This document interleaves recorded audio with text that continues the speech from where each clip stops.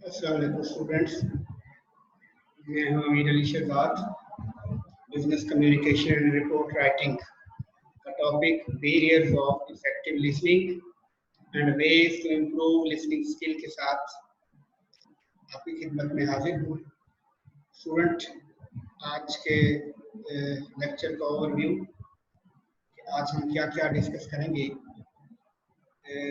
Listening के जो barrier है, what is listening and what is hearing and listening, difference between hearing and listening, barriers of listening and ways to improve listening skills। यानी actually listening है क्या, listening और hair में क्या फ़र्क है, और जो लिसनिंग के बैरियर्स हैं, कौन सी रुकावटें हैं जो लिसनिंग के दौरान हमें फेस करनी पड़ती हैं, और इन रुकावटों को कैसे हम दूर कर सकते हैं। ये आज के हमारे जो है वो सब टॉपिक्स होंगे। तो अपने लेक्चर की तरफ आते हैं। सबसे पहले डेफिनेशन कि व्हाट इज लिसनिंग। लिसनिंग क्या है? Listening can be simply defined as accurate perception of what is being communicated. Accuracy is never 100% because of different perception of individuals। Listening जो है उसको हम सादा तरीके से ये कह सकते हैं, जो कुछ कहा जाए उसका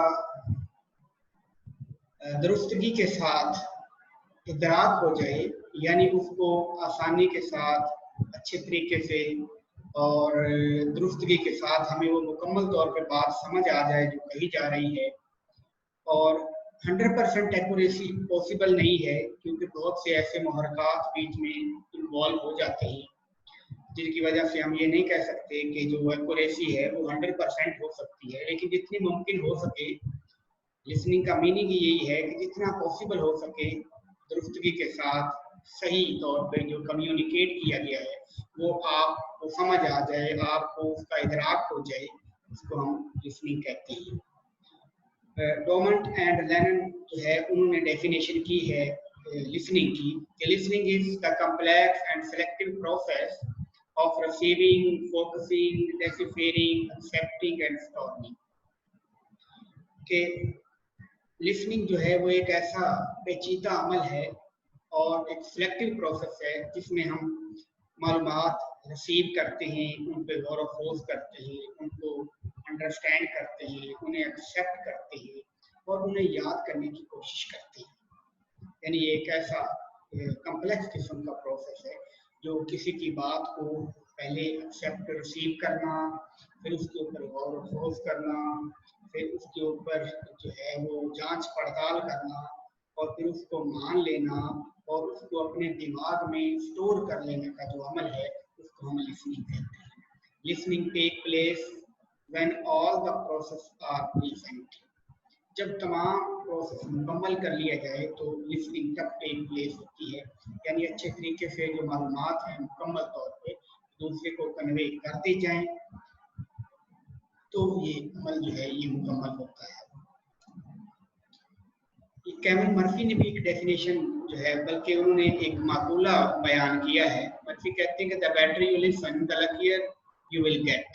इसका मतलब ये है कि आप जितना अच्छे तरीके से किसी को सुनेंगे तो उतनी ही खुशकिस्मती से आप बहुत ज़्यादा नॉलेज जो है वो गेट करेंगे।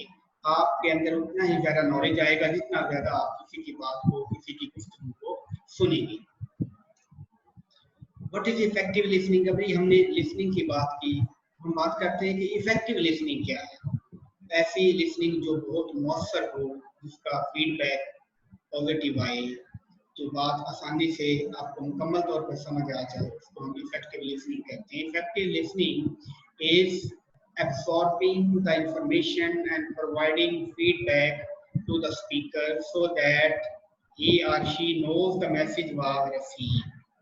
इफेक्टिव लिसनिंग एक ऐसा अमल है जिसमें मालूमात को हम मुकम्मल तौर पे अपनी याददाश्त का हिस्सा बना लेते हैं। मालूमात मुकम्मल तौर पर हमारी माइंड में स्टोर हो जाती हैं और फिर उन मालूमात की बुनियाद पे हम किसी को रिप्लाई करते हैं और स्पीकर ये अंडरस्टैंड करता है, ये जान जाता है कि उसने जो पैगाम सामीन तक पहुंचाया है वो मुकम्मल तौर पे उन्हें समझ आ गया है, उन तक पहुंच गया है।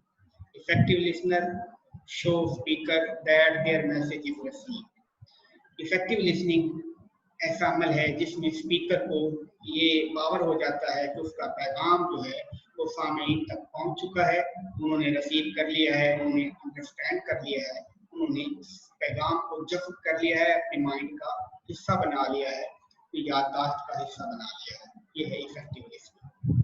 अब लिसनिंग और हियरिंग में क्या फर्क है? Difference between hearing and listening. Hearing is merely ability to hear to realise sound.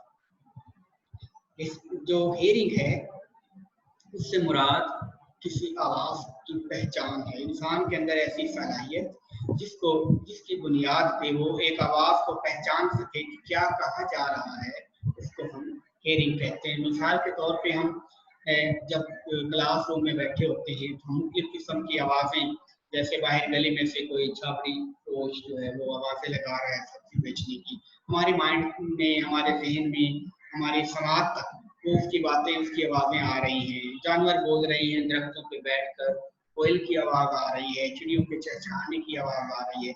तो हम ये शनाख्त कर रहे होते हैं इस आवाज को कि ये चिड़िया बोल रही है, ये कौवा बोल रहा है, ये बाहर कोई रेडी वाला है जो सब्जी बेच रहा है। इसको हम सिर्फ हियरिंग कहते हैं। But listening is more of conscious effort to understand the sound requiring concentration of mind. Hearing में हमने बात की कि हम आवाज हमारे समाज तक आ रही होती है, हमारे कानों की ये जो है ये सलाहियत होती है कि वो आवाजों को महसूस कर रहा होता है, सुन रहा होता है। लेकिन इससे थोड़ा सा आगे का जो स्टेप है वो लिसनिंग का है कि जब हम गौर व खौफ करते हैं, जब हम मुकम्मल हवास के साथ ऐसी एफर्ट करते हैं और ये अंडरस्टैंड करने की कोशिश करते हैं कि आवाज कहाँ से आ रही है, ये आवाज किसकी आ रही है, कौन बोल रहा है, ये चिड़िया की आवाज है या ये कोयल की आवाज है, ये छापड़ी फरोश जो है ये क्या बेच रहा है। उन सब्जियों के नाम अगर हम अंडरस्टैंड कर लेते हैं, यानी कि हम थोड़ी सी कंसंट्रेशन को बढ़ा देते हैं अपनी माइंड की और कुछ एफर्ट करते हैं उनको अंडरस्टैंड करने की, जब वो हमारे माइंड में स्टोर होने लग जाती है, हम अंडरस्टैंड कर जाती है, तो ये आपकी लिसनिंग कहलाती है। तो हियरिंग और लिसनिंग में फर्क ये है, हियरिंग सिर्फ हमारे ये कानों की ये वो एबिलिटी है जो आवाज को रियलाइज करते हैं, साउंड को सुनते हैं, लेकिन जो लिसनिंग है वो पहचान भी करते हैं, वो उससे अगला स्टेप और एफर्ट है जिसके ऊपर मजीद हम तवज्जो के साथ, गौर के साथ ये सुनते हैं कि ये बात, ये आवाज ये कहाँ से आ रही है और ये किसकी है। तो ये बड़ा फर्क है लिसनिंग और हियरिंग में। हियरिंग में हम इग्नोर कर रहे होते हैं, किसी बात को याद नहीं कर रहे होते, जहन को उस तरफ मुंतकिल नहीं कर रहे होते, जबकि लिसनिंग में हम पूरे जो है अपनी एफर्ट जो है अपनी पूरी एनर्जी लगाकर उस बात को अंडरस्टैंड करने की कोशिश करते हैं। वेरियस ऑफ इफेक्टिव लिसनिंग, तो हम बात करेंगे कि वो कौन सी ऐसी बातें हैं जो रुकावट बनती है हमारी समाज में, हमें बात पूरी तरह से समझ नहीं आ पाती, उसमें खामियां रह जाती हैं, उसमें सस्पेंशन रह जाती है, उसमें कुछ डाउट रह जाता है। वो कौन सी ऐसी हैं मुहरकात हैं, वो कौन सी ऐसी बातें हैं, कौन से ऐसे पॉइंट्स हैं जिन्हें हम कहते हैं variant of effective listening. We spend much of our time in listening and trying to absorb information through ears, but our listening is not always perfect. An average person remember only half what is said during 10 minutes talk, forget half of within 48 hours. यहाँ पर बात की जा रही है कि हम बहुत सारा वक्त जो है वो अपना जिंदगी का वो सुनने में खर्च करते हैं। हम कोशिश करते हैं कि हमें इंफॉर्मेशन जो है उनको जज़ब कर लें, उन्हें सुन लें, उन्हें कानों के समाज के साथ अपनी मेमोरी का हिस्सा बना दें। लेकिन जो लिसनिंग है वो ये हमेशा मुकम्मल तौर पे ये परफेक्ट नहीं होती, हर एक की लिसनिंग जो है ये मुकम्मल नहीं होती। यहाँ मुराद ये है कि 100% जो है वो इंफॉर्मेशन हम अपने माइंड में स्टोर नहीं कर सकते। हम 10 मिनट से ज्यादा की जो टाक है वो अपनी माइंड में ज्यादा स्टोर नहीं कर सकते, इससे ज्यादा हम कुछ भूल जाते हैं। और 24 आवर में मोस्टली हम जो डाटा हमने सुना होता है, जो हमारे माइंड में होता है, उसको हम भूल चुके होते हैं। तो studies agrees that our listening efficiency is no better than 25 to 30%। माहिरीन कहते हैं, स्टडी है इसके ऊपर, रिसर्च है कि जो लिसनिंग की एफिशिएंसी है वो 25 से 30% से ज़्यादा नहीं होती। That means considerable information given us orally is lost. जो ज़बानी हमें इंफॉर्मेशन दी जाती है वो ज़्यादा तौर पर हमारे माइंड से गायब हो जाती है, वो लॉस्ट हो जाती है। Often the most significant barrier are present with the listener. The reason of this deficiency are given below. अब ये 25 से 30% डाटा जो हमारे माइंड में स्टोर हो जाता है और बाकी जो है वो वाया हो जाता है, इसके रीजन क्या है, इसके चंद एक वजूहात हैं, उनको हम एक एक करके डिस्कस करते हैं। इन्हें कहते हैं बेरियर्स ऑफ इफेक्टिव लिसनिंग। हमारी समात, हमारी लिसनिंग के दौरान मुख्तलिफ किस्म के वाक़यात पेश आ जाते हैं, मुख्तलिफ किस्म के मसाइल होते हैं, उनकी वजह से जो 100% या एक्यूरेसी है लिसनिंग की वो पॉसिबल नहीं रहती। इनमें सबसे पहला पॉइंट है प्रेजुडिस अगेंस्ट द स्पीकर, यानी कि स्पीकर से पहले ही आगे नतीजे पर पहुंच जाना, उससे आगे चलना। जो कुछ कह रहा है हम अपने दिमाग को, अपने माइंड को, अपनी सोच को, अपने तखय्युल को उससे आगे ले जाने की कोशिश करते हैं, उससे पहले ही जो कुछ है वो अंडरस्टैंड करने की कोशिश करते हैं। हमारा रवैया जो है वो उसके साथ साथ जो है स्पीकर जो कुछ कह रहा है उसके साथ साथ हम अपने माइंड को नहीं चला रहे होते कि when a listener has prejudice against the speaker he can not listen to him. Try to understand him. If the speaker's position, attitude, or belief is entirely contrary to the listener, he cannot maintain attention. अगर speaker के साथ साथ आपका रवैया, आपकी position, आपकी समात उसके साथ बिल्कुल नहीं चल रही, तो ये स्पीकर जो है वो उसकी तरफ से बेरी रहता है, तो वो या लिसनर की तरफ से ये प्रॉब्लम आ रहा है कि जो कुछ स्पीकर कह रहा है वो उसकी बात को उसके साथ साथ सुन नहीं रहा, उसके बरअक्स चल रहा है, उसके अगेंस्ट चल रहा है, तो फिर बात जो है वो समझ में मुकम्मल तौर पे नहीं आ सकती। सबसे पहली बात तो यही है कि प्रेजुडिस अगेंस्ट द स्पीकर, कि हम स्पीकर के साथ साथ नहीं चलते, उसके अगेंस्ट चल रहे होते हैं, अपनी माइंड को लेकर डिफरेंट प्रॉब्लम में उलझाया होता है, हम उसकी बात, उसके लफ्ज़ को साथ साथ जो है वो सुन भी नहीं रहे होते और हमारी तवज्जो भी पूरी उस तरफ नहीं होती, इस वजह से प्रॉब्लम आती है। External distraction. एक्सटर्नल डिस्ट्रैक्शन का मतलब ये है कि बाहर से आने वाली रुकावटें, मुख्तलिफ किस्म के ऐसे मुहर्रकात हैं, ऐसी आवाज़ें हैं, शोर है, पुअर लाइटिंग है, उसकी वजह से हमें कुछ मसाइल का सामना करना पड़ता है। कुछ बैरूनी ताकतें हैं जो हम एग्जाम्पल दे सकते हैं, क्लासरूम के बाहर से आने वाला शोर जो है वो एक छाबड़ी फरोश का हो, वो परिंदों की आवाज़ें हो, कोयल की आवाज़ हो, गुलहरी की आवाज़ हो, पुअर लाइट हो, बोलने वाले की जो आवाज़ है वो स्लो हो, इनको हम एक्सटर्नल और इंटरनल डिस्ट्रैक्शंस कहते हैं। The physical environment is important distractor of attention. जो फिजिकल एनवायरनमेंट है क्लासरूम का, मीटिंग का, हॉल का, बड़ा एक अहम रोल अदा करता है। Among the negative factors are noisy fan, poor or glaring lights, distracting background music, overheated or cold room, mobile disturbing listeners। मुख्तलिफ किस्म की ऐसी बातें या बात हैं जो प्रॉब्लम क्रिएट करते हैं, जिसमें स्टूडेंट अगर मोबाइल इस्तेमाल कर रहे हैं, उनकी रिंगटोन्स चल रही हैं, जो फैन है वो बड़ा नॉइजी है, आवाज़ें देता है, या बैकग्राउंड जो है वो डिस्टर्ब कर रहा है, या फिर म्यूजिक चल रहा है, कमरा ओवर हीटेड है, या बहुत ज़्यादा सर्दी है, ठंड है माहौल में, ये चीज़ें जो है ये लिसनर को डिस्टर्ब करती हैं, उनकी तवज्जो को डाइवर्ट करती हैं, जिसकी वजह से जो बात है वो मुकम्मल तौर पर समझ नहीं आ पाती। थिंकिंग स्पीड पर हम प्रेजुडिस अगेंस्ट स्पीकर की बात कर रहे थे, तो ये वही बात उससे रिलेटेड ही है, thinking speed. Most of us speak between 80 to 160 words per minute, yet people have the capacity to think at the rate of up to 800 words per minute। कहता है कि जो सोचने की स्पीड है, बोलने की रफ्तार से सोचने की रफ्तार जो है वो कई गुना ज़्यादा है। यानी आप ये कह सकते हैं कि अगर कोई शख्स 80 से 160 अल्फाज बोलता है, तो जो सोचने की कैपेसिटी है, जो रेशियो है वो 800 अल्फाज पर मिनट है। तो जब हमारी थिंकिंग जो है वो तेज रफ्तारी से काम कर रही होती है, हम बहुत आगे का सोच रहे होते हैं, तो जो कहने वाला है वो फ्लो अगर चल रहा है, उसके अल्फाज पे हम धीरे धीरे गौर नहीं करते, अपनी सोच को, अपने कंसंट्रेशन को, अपने ख्यालात के ऊपर कंट्रोल नहीं करते, तो फिर बातें जो हैं कहने वाले की वो ज़ाया हो जाती हैं और हमारे माइंड में स्टोर नहीं हो पाती। नेक्स्ट है प्रीमेच्योर इवैल्यूएशन।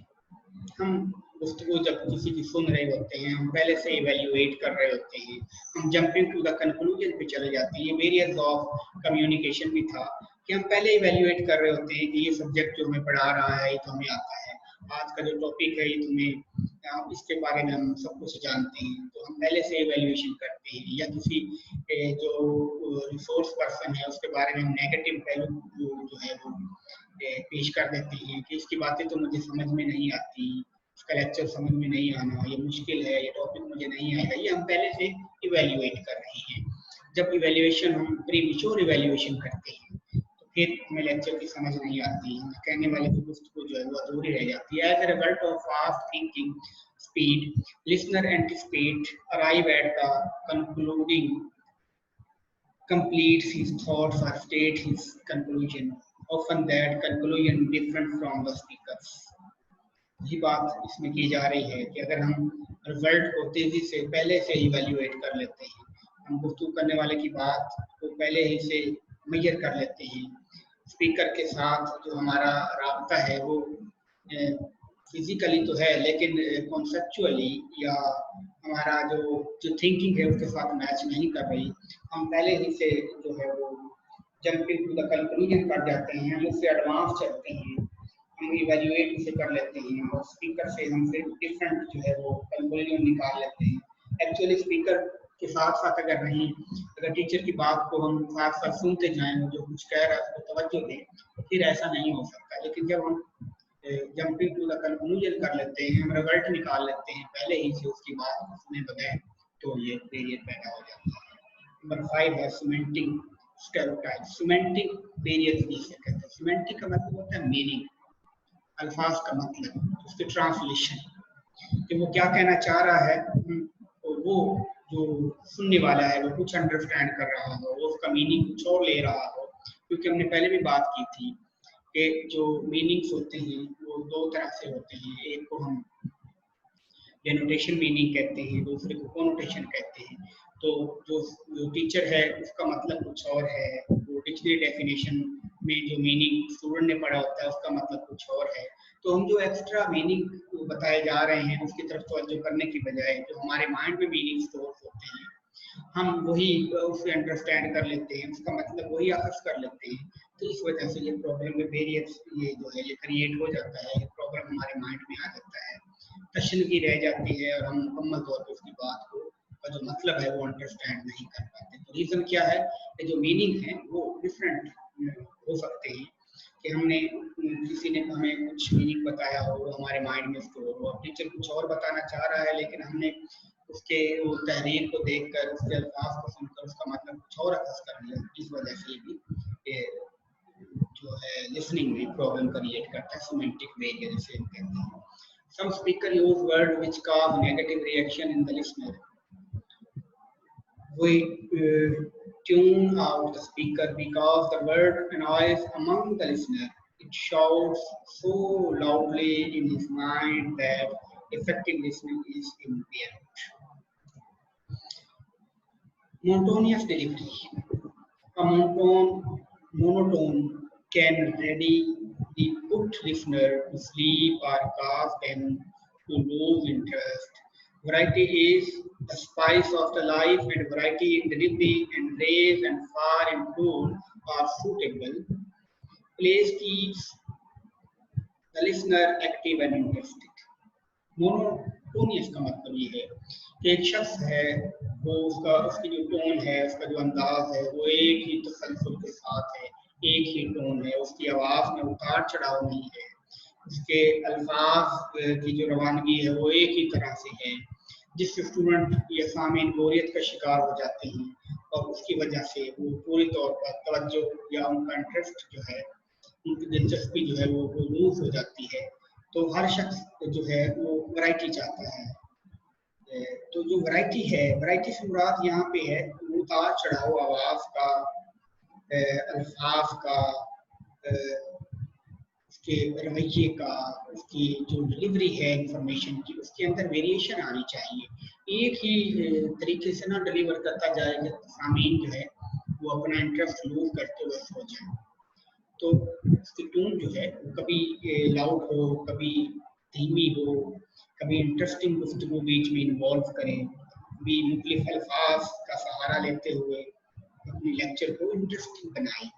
एक ही जो है टोन के साथ दिया हुआ लेक्चर जो है वो उतना ज़्यादा इफेक्टिव नहीं होता, जबकि वैराइटीज हों, अगर उसकी आवाज़ का उतार चढ़ाव हो, उसकी पिक जो है, उसकी जो पीच है, उसका जो वॉल्यूम है, उसके अंदर उतार चढ़ाव आता रहता है, तो उस वजह से वो सामीन को एक्टिव रखे। जब वो लिसनर को एक्टिव रखेगा मुख्तलिफ अंदाज के साथ, मुख्तलिफ आवाज़ के साथ, धीमी लाउडली आवाज़ के साथ, तो फिर वो एक्टिव रहेंगे और बात भी मुकम्मल तौर पर समझ आती रहेगी।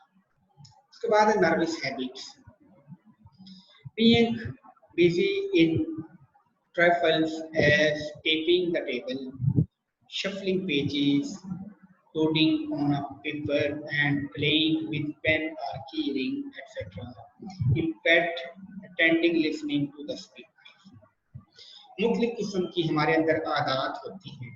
अगर हम उन आदत को इस्तेमाल करते रहें लेक्चर के दौरान, तो स्पीकर हो या सामीन हो, जैसे उसके हाथ में पेन है या उसके हाथ में की रिंग है, उसके हाथ में मोबाइल है, या वो बुक खोल के बैठा हुआ है, उसको बार बार शफलिंग करता है, पेन को बार बार जो है वो उसको छेड़ता है, उसकी जो है वो कैप को उतारता और लगाता है, की रिंग की मदद से मुख्तलिफ किस्म की हरकत कर रहा है, पाँव से मुख्तलिफ किस्म की उनको हिलाता है बार बार, कभी आगे और कभी टेक लगा लेता है, कभी पीछे हो जाता है। मुख्तलिफ किस्म की हैबिट्स हैं जो इंटरेस्ट को कंसंट्रेशन को लूज करते हैं। तो अगर हम लेक्चर सुनने के दौरान, लेक्चर डिलीवर करने के दौरान इन हैबिट्स को कंट्रोल ना करें, जो कि नामालूम सी है, नामाकूल सी है, जो कि सामीन के इंटरेस्ट को लूज कर सकती हैं, उनकी तवज्जो को डाइवर्ट कर सकती हैं, इनसे हमें अवॉइड करना चाहिए। तो ये हैबिट्स जो होती हैं ये भी प्रॉब्लम क्रिएट करती हैं। स्टूडेंट्स, अब हम बात करेंगे कि अगर ये हैबिट्स जो हैं, ये प्रॉब्लम्स हैं, मुख्तलिफ किस्म के ये वेरिएंट्स हमारे अंदर मौजूद हैं क्लासरूम के एनवायरनमेंट में, कुछ दानिस्ता हैं, कुछ ना दानिस्ता हैं, तो इन कैसे, वो कौन से वेज हैं कि हम इनको इम्प्रूव कर सकते हैं, अपने लिसनिंग स्किल को इम्प्रूव कर सकते हैं, इन वेरिएंट को कंट्रोल कर सकते हैं, इनको ख़त्म कर सकते हैं। तो चंद एक पॉइंट्स हैं जिनको अगर हम फॉलो करें, इन पर अगर हम अमल दरामद करें, तो ये जो प्रॉब्लम्स हैं, ये जो वेरिएंट्स आ रहे हैं, ये इनको काफी हद तक हम कंट्रोल कर सकते हैं। नंबर 1 है, we should talk less and listen much as God has blessed us with one tongue and 2 ears. हमें अल्लाह ताला ने 2 कान और 1 जुबान दी। इसका मतलब ये है कि अल्लाह ताला ने हमें 2 कान और 1 जुबान दी है, तो कंसंट्रेशन 2 चीज़ों की ज़्यादा है, यानी हमें समाअत ज़्यादा करनी चाहिए और अपनी आवाज़ को, अपनी जो गुफ्तगू है वो कम करनी चाहिए और समाअत जो है उसको बढ़ाना चाहिए, यानी हमें ज़्यादा तवज्जो जो है सुनने पर देनी चाहिए, क्योंकि अल्लाह ताला ने हमें 2 चीज़ों से नवाजा ही इसीलिए है कि हम उनका इस्तेमाल ज़्यादा से ज़्यादा करें। तो हम अगर सुनेंगे ज़्यादा और कम बोलेंगे तो फिर जो हमारी लिसनिंग की स्किल है वो इम्प्रूव होगी, हमारे अंदर नॉलेज ज़्यादा से ज़्यादा आएगा। सेकंड बात है listening carefully with patient and concentration. ये बड़ी ही एक गुड हैबिट है। ये लकीर पर्सन होता है जो किसी की बात को तहम्मुल के साथ, तवज्जो के साथ सुनता है। तो इस बात पर हमें खुसूसी केयर करनी चाहिए इस बात की कि हम जब कोई शख्स बोल रहा है तो उसकी बात को तवज्जो के साथ, तहम्मुल के साथ हमें सुनना चाहिए। While listening, do not show casual attitude by looking sideways or leaving your seat. जब हम सुन रहे हों, क्लासरूम में बैठे हों, लेक्चर अटेंड कर रहे हो, तो हमें अपना रवैया जो है वो सीरियस रखना चाहिए। हमें बार बार कभी सीट पे आगे करें, कभी सीट पे पीछे हो, हमें ये एटीट्यूड शो नहीं करना चाहिए कि हम बोर हो रहे हैं। हमें अपना इम्प्रेशन जो है वो लूज इम्प्रेशन क्रिएट नहीं करना चाहिए। क्योंकि अगर आप बार बार जो है वो अपनी बॉडी को हरकत देंगे, कभी आगे की तरफ मूव करेंगे, कभी सीट पर टेक लगाएंगे, तो अपनी जो तवज्जो है वो इधर उधर डाइवर्ट करेंगे, तो इससे जो स्पीकर है उसका भी इंटरेस्ट लूज होगा। और ये आप एक पुअर हैबिट होती है कि आप जो है अपना रवैये से ये जाहिर कर रहे हैं कि आप उसकी बात को जो सुनना नहीं चाहते और आप बोर हो रहे हैं या बदसर हो रहे हैं। Always listen to learn something. Try to understand the point. कहता है कि हर हाल में आप जब सुन रहे हैं तो कोशिश करें कि कुछ ना कुछ इंफॉर्मेशन आपके माइंड में, आप सीखने की गरज से सुन रहे हो, जस्ट टाइम पास करने की गरज ना हो, हियरिंग नहीं होनी चाहिए। जो कुछ आप हियर कर रहे हैं उसको कोशिश करें कि उसको लिसनिंग में कन्वर्ट करें। आप सुने इसलिए कि आप कुछ लर्न कर सकें। जस्ट आवाज सुन रहे हों और बैठे हों क्लास में, जहन कहीं और तरफ मुंतकिल किया हुआ हो, तो अपने आप को कंट्रोल करके कुछ सीखने की गरज से, आप अंडरस्टैंड करने की पॉइंट ऑफ व्यू से आप जो है वो हियरिंग करें, लिसनिंग करें। While listening, make the notes if possible. It will help you a lot. जब आप कुछ सुन रहे हैं तो आपके पास नोटबुक होनी चाहिए, मार्कशीट होनी चाहिए। उसके मेन पॉइंट्स जो हैं वो हिट्स के तौर पे आप लिख रहे हैं ताकि वो आपकी मेमोरी का हिस्सा हो जाए, ये नोट्स आपके बाद में काम आ सके। आप जब रिवीजन करने लगे तो आपको आसानी के साथ ये बातें समझ आ सके। Always show positive attitude and never mix your personal feeling about the speaker. एक शख्स जो कुछ डिलीवर कर रहा है तो आपको उसके साथ जो है वो उसकी बात को फॉलो करना चाहिए, उसकी अपनी राय बीच में मिक्स नहीं करनी चाहिए। अपने रवैये जो हैं उससे ये शो ना करवाएं कि जो स्पीकर है आप उसके उलट चल रहे हैं, उसके अगेंस्ट चल रहे हैं। यानी कहने का मतलब कि जब डिलीवर कर रहा है शख्स उसकी बात को सीरियस होकर कंसंट्रेशन के साथ सुने, अपनी फीलिंग, अपने पर्सनल एक्सपीरियंसेस जो है वो बीच में ऐड करके, मतलब कि उसकी गुफ्तगू को डिस्टर्ब ना करें। Last point है, ask the question at the end of talk, during question period, even during speaking if necessary. अगर सोर्स पर्सन जो है वो आपको टाइम देता है कि कोई क्वेश्चन आपने पूछना हो, आपके माइंड में कुछ क्वेश्चन हो, कोई डाउट रह गया हो, कोई तशनगी रह गई है, कोई ड्यूरिंग लेक्चर आपने नोट किया हो, तो आप उस क्वेश्चन आंसर के जो सेशन है उसके दरमियान पूछ सकते हैं या लेक्चर के एंड पे आप उससे डिस्कशन कर सकते हैं। इवन कि अगर ड्यूरिंग लेक्चर भी अलाउ किया गया है कि कोई क्वेश्चन आपके माइंड में आता है तो ड्यूरिंग लेक्चर, ड्यूरिंग जो है वो टॉकिंग आप पूछ सकते हैं, तो आपको जरूर पूछना चाहिए, क्योंकि क्वेश्चन जो है वो पूछने से आपके माइंड में जो डाउट रह जाता है वो क्लियर हो जाता है, क्लैरिटी आ जाती है और उससे आपको लेक्चर बड़ी इफेक्टिव अंदाज में जो मालूमात डिलीवर करने वाला शख्स है वो आपको आसानी से डिलीवर करता है और आपके माइंड में वो स्टोर हो जाती है। क्योंकि अगर क्वेश्चन वैसे ही माइंड में रह जाए तो ये भी जो है वो बैरियर है ये, और ये आपकी तरफ से होगा कि आपके माइंड में क्वेश्चन था वो आप पूछ नहीं पाए। तो स्टूडेंट्स, ये वो तरीके थे कि आपको सुनना ज़्यादा चाहिए। अल्लाह ताला ने सलाहियत बोलने की कम और सुनने की ज़्यादा चूँकि रखी हुई है, क्योंकि दो कान और एक जुबान फराहम की गई है, किसी से भी अंडरस्टैंड लेना चाहिए। तो सुनने की अहमियत ज़्यादा है, तवज्जो के साथ, तहम्मुल के साथ, इंटरेस्ट शो करते हुए, उनकी डिस्टर्बेंस, उनकी हैबिट्स को कंट्रोल करते हुए आप जो है आप किसी भी गुफ्तगू को सुनेंगे वो ज़्यादा इफेक्टिव होगी। स्टूडेंट, आज का हमारा ये टॉपिक था लिसनिंग प्रॉब्लम्स और how to improve your listening skills. इंशाल्लाह नेक्स्ट लेक्चर के साथ मुलाकात होगी। अल्लाह।